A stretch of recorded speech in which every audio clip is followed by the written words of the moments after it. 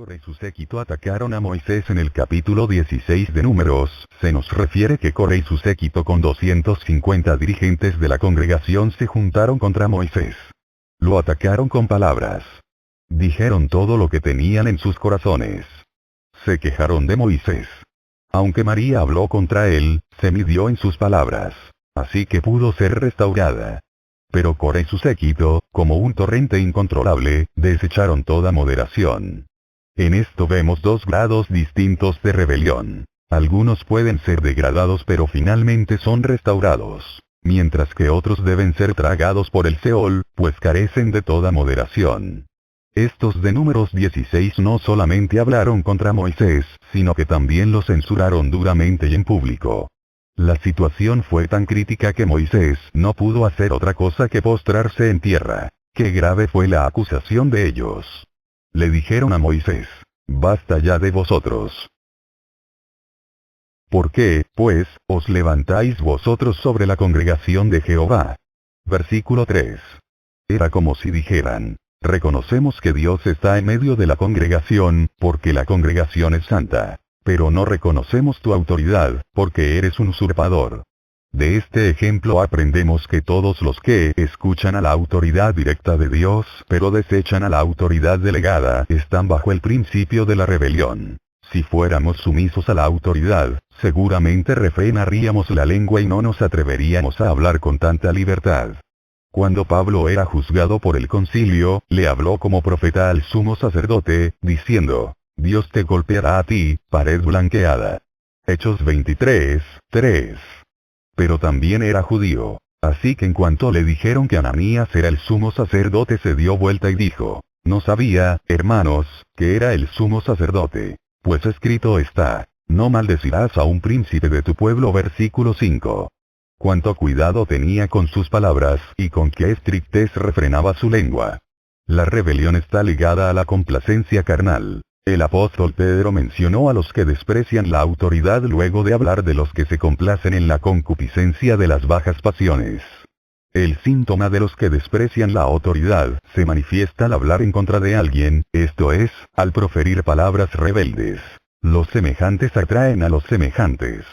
Una persona se juntará naturalmente con los que le tienen afecto y se comunicará con quienes tiene afinidad. Los rebeldes y los carnales andan juntos. Dios los considera iguales. Los rebeldes y los carnales son tan malos y obstinados que no temen injuriar a los seres gloriosos. Los que conocen a Dios temblarían al hacerlo. Es concupiscencia de la boca hablar palabras injuriosas. Y si conociéramos a Dios, nos arrepentiríamos y aborreceríamos porque sabríamos cuánto la odia Él. Los ángeles estuvieron en otro tiempo bajo la jurisdicción de estos seres gloriosos. Por eso no se atrevieron a pronunciar juicio de maldición sobre estos delante del Señor. Tuvieron cuidado de no albergar una actitud rebelde al tratar con los espíritus que no habían permanecido en su estado anterior. Por lo mismo, no debemos injuriar a otros, hablando contra ellos delante de Dios, ni siquiera en nuestras oraciones. David mismo probó que era uno que mantenía su posición al reconocer que Saúl era el ungido del Señor. El poder de Satanás lo establecen los que no guardan su dignidad, mientras que los ángeles son los que sí guardan su dignidad. Pedro usa a los ángeles para ilustrar este principio de mantenerse en su lugar con el fin de que tengamos más cuidado al respecto. Hay dos cosas que hacen que los cristianos pierdan su poder. 1, el pecado, y 2, el hablar mal de la autoridad. Cada vez que uno habla abiertamente contra otro, ello significa una pérdida de poder. La pérdida de poder es mayor cuando la desobediencia se expresa con palabras que cuando se la esconde en el corazón. El efecto de las palabras sobre el poder excede en gran medida a lo que comúnmente creemos. Es verdad que a los ojos de Dios el pensamiento es considerado como igual al hecho. El que concibe el mal ya ha cometido ese mal. Por otra parte, el Señor dice: «Porque de la abundancia del corazón habla la boca». Mas yo os digo que de toda palabra ociosa que hablen los hombres, de ella darán cuenta en el día del juicio. Porque por tus palabras serás justificado, y por tus palabras serás condenado. Mateo 12, 34, 36, 37. Esto indica que hay una diferencia entre las palabras y el pensamiento. Este puede encubrirse todavía. Pero una vez que se habla la palabra, todo se revela. Los creyentes en el día de hoy pierden su poder tanto por sus palabras como por sus hechos. Y en realidad pierden más poder por sus palabras. Todos los rebeldes tienen problemas con lo que hablan. Todos los que no pueden controlar sus palabras tampoco pueden controlarse a sí mismos. Dios censura enérgicamente a los rebeldes. Leamos de nuevo 2 de Pedro 2:12. Pero estos, como animales irracionales, nacidos para presa y destrucción. ¿Puede haber en la Biblia palabras de censura más fuertes que las que se hallan aquí? ¿Por qué los reprende tratándolos de animales? Porque son muy insensibles. Siendo la autoridad el tema principal de la Biblia, hablar contra ella constituye el pecado más grave. Nuestra boca no debiera hablar descuidadamente. En cuanto conozcamos a Dios, nuestra boca estará en sujeción. No nos atreveremos a injuriar a las autoridades. El tener un encuentro con la autoridad crea en nosotros una conciencia de la autoridad, así como el Señor nos hace conscientes del pecado. Las dificultades de la iglesia se derivan frecuentemente de las palabras difamatorias. El hablar descuidadamente es la causa principal del rompimiento de la unidad de la iglesia y de la pérdida del poder. Probablemente, la mayoría de las dificultades de la iglesia se deben hoy a las palabras difamatorias. Solo una parte menor de las dificultades son problemas reales. En efecto, la mayoría de los problemas de este mundo han sido creados por causa de las mentiras. Si en la iglesia dejamos de difamar, habremos eliminado la mayor parte de nuestras dificultades. ¿Cómo necesitamos confesar nuestros pecados delante de Dios y pedirle que nos perdone?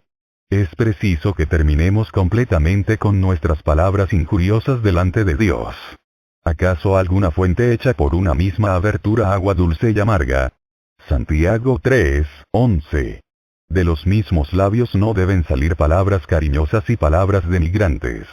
Ojalá ponga Dios vigilancia en nuestros labios, y no solamente en nuestros labios sino también en nuestro corazón, para que seamos librados de pensamientos rebeldes y palabras injuriosas. Quiera Dios que eliminemos para siempre a las palabras injuriosas. 2. Las razones. Pues no hablan aún nacido, ni habían hecho aún ni bien ni mal, para que el propósito de Dios conforme a la elección permaneciese, no por las obras sino por el que llama, se le dijo, el mayor servirá al menor. Como está escrito, a Jacob amé, mas a Esaú aborrecí. ¿Qué, pues, diremos? ¿Que hay injusticia en Dios? En ninguna manera. Pues a Moisés dice, tendré misericordia del que yo tenga misericordia, y me compadeceré del que yo me compadezca. Así que no depende del que quiere, ni del que corre, sino de Dios que tiene misericordia. Porque la Escritura dice a Faraón, para esto mismo te he levantado, para mostrar en ti mi poder, y para que mi nombre sea anunciado por toda la tierra. De manera que de quien quiere, tiene misericordia, y al que quiere endurecer, endurece. Pero me dirás, ¿por qué, pues, inculpa? Porque quien ha resistido a su voluntad. Mas antes, oh hombre, ¿quién eres tú, para que alterques con Dios? Dirá el vaso de barro al que lo formó, ¿por qué me has hecho así?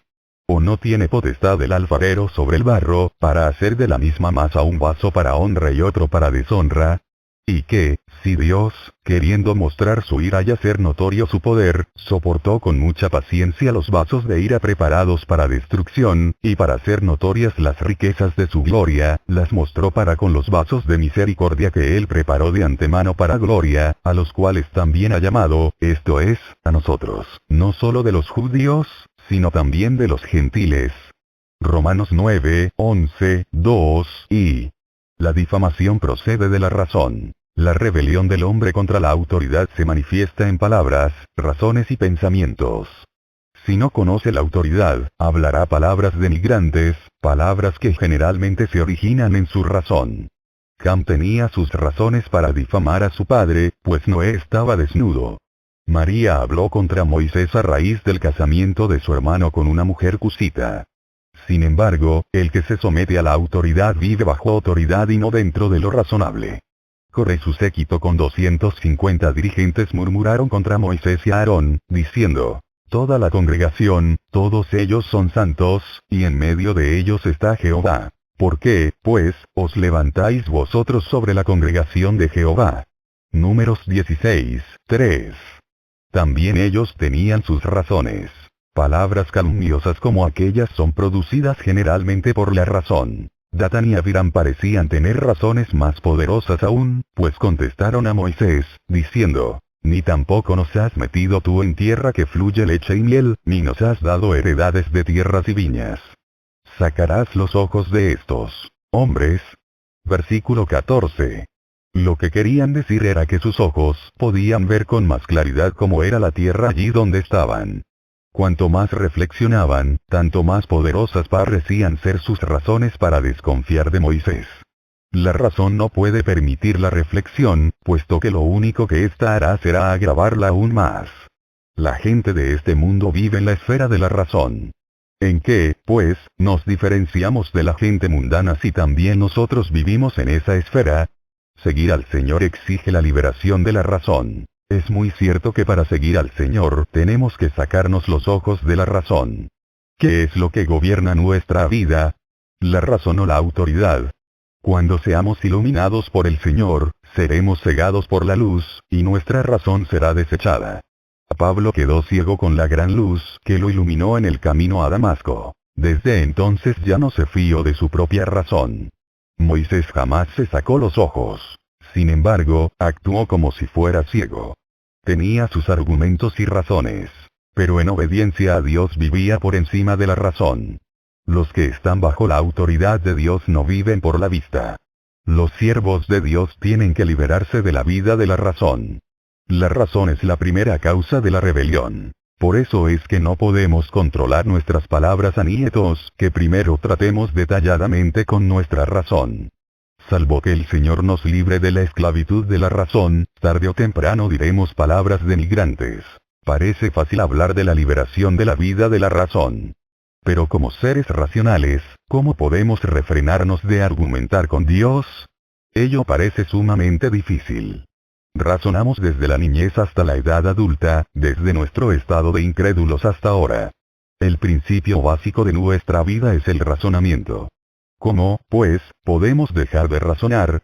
Dejar de hacerlo requiere literalmente la vida misma de nuestra carne. Es por eso que hay dos clases de creyentes: los que viven en la esfera de la razón y los que viven en la de la autoridad. Preguntémonos, ¿dónde vivimos hoy? Cuando recibimos el mandamiento de Dios, nos detenemos a considerar el asunto para ver si hay razones suficientes para que lo hagamos. Oh, esto no es más que una manifestación del árbol de la ciencia del bien y del mal. El fruto de ese árbol gobierna no solo nuestros asuntos personales, sino que hasta todo lo que Dios ordenó tiene que pasar por nuestra razón y juicio. Nosotros pensamos por Dios y decidimos lo que Dios deberá pensar. Sin duda, este es el principio de Satanás, porque ¿acaso no desea él ser igual a Dios? Todos los que de veras conocen a Dios le obedecen sin discusión, pues no hay ninguna posibilidad de asociar la razón con la obediencia. Si alguien desea aprender la obediencia tiene que desechar la razón. Tiene que vivir por la autoridad de Dios o por la razón humana. Es absolutamente imposible vivir por ambas. Durante su vida terrenal, el Señor Jesús vivió en todo sentido por encima de la razón. ¿Qué razón pudo haber para la deshonra, los azotes y la crucifixión que sufrió? Pero él se sometió a la autoridad de Dios. No arguyó ni preguntó, solamente obedeció. Vivir bajo la razón es tan complicado. Consideremos las aves del cielo y los lirios del valle. ¿Con qué sencillez viven? Cuanto más nos sometamos a la autoridad, tanto más sencillas serán nuestras vidas. Dios nunca argumenta. En Romanos 9 Pablo probó a los judíos que Dios también llama a los gentiles. Él indica que de los descendientes de Abraham solo fue escogido Isaac y que de la simiente de Isaac solo fue escogido Jacob. Todo es según la elección de Dios. Así pues, ¿por qué no debería escoger Dios a los gentiles? Él puede tener misericordia del que Él tenga misericordia y compasión de quien Él se compadezca. Él ama al traicionero Jacob y aborrece al honesto Esaú, a lo menos. Esto es lo que suponen los hombres. Hasta endurece el corazón de Faraón. Es, pues, injusto Dios. Pero Él se sienta en el trono de gloria arriba y todos los hombres están sujetos a su autoridad. ¿Quién eres tú, partícula de polvo, para arguir con Dios? Él es Dios y tiene autoridad para hacer lo que quiera. No podemos seguirle por una parte y por la otra exigir saber la razón. Si queremos servirle, no debemos discutir. Todos los que tienen un encuentro con Dios deben desechar sus propios razonamientos. Solamente podemos basarnos en la obediencia. No nos entremetamos con nuestros argumentos, tratando de ser consejeros de Dios. Escuchemos lo que Dios afirma. Tendré misericordia del que yo tenga misericordia. Cuán preciosa es la palabra tendré. Adoremos a Dios. Él nunca argumenta, simplemente hace lo que quiere. Él es el Dios de la gloria. Asimismo Pablo declara, así que no depende del que quiere, ni del que corre, sino de Dios que tiene misericordia. Porque la Escritura dice a Faraón, para esto mismo te he levantado, para mostrar en ti mi poder, y para que mi nombre sea anunciado por toda la tierra. De manera que de quien quiere, tiene misericordia, y al que quiere endurecer, endurece. Romanos 9, 16, 18. Endurecer su corazón no significa hacerlo pecar. Simplemente significa abandonarlo, véase Romanos 1, 24, 26, 28. Pablo, previendo una objeción de parte de los destinatarios de su epístola, se anticipa a su argumento diciendo, pero me dirás, ¿por qué, pues, inculpa? Porque quien ha resistido a su voluntad. Versículo 19. Muchos coincidirán en que el razonamiento anterior es tremendamente fuerte. Pablo también conoce la fuerza de tal argumento. Así que continúa. Mas antes, oh hombre, ¿quién eres tú, para que alterques con Dios? Dirá el vaso de barro al que lo formó, ¿por qué me has hecho así? Versículo 20. No contesta su argumento. En cambio, les pregunta, ¿quién eres tú? No dice, ¿qué dijiste? Solamente pregunta, ¿quién eres tú, para que